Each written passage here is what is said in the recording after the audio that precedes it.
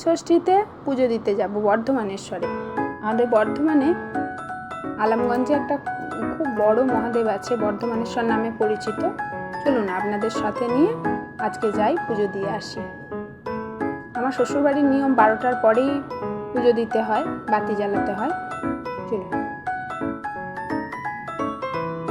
বেশ ভিড় হয়েছে মন্দিরে, তবুও বেশ ভালো করেই পুজো দেওয়া যাচ্ছিল।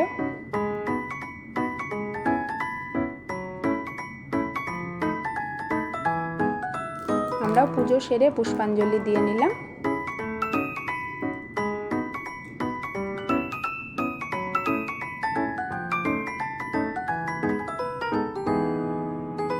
এবার যাব বিষ্ণু মন্দিরে। যেখানে মহাদেব উঠেছে, এখানেই মহাদেব উঠেছিল। তো এই জায়গাটা ভালো করে বাঁধিয়ে একটা গাছ আছে, তো এখানেও সকলেই জল দেয়, আমরাও দিয়ে নেব।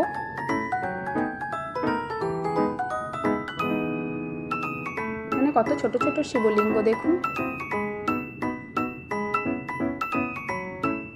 হয়ে গেছে, চলুন এবার বাড়ি যাই। বাচ্চাদের হাতে প্রসাদ দিয়ে তারপর জল খাবো। টাটা, আজকের মতো এটুকুই।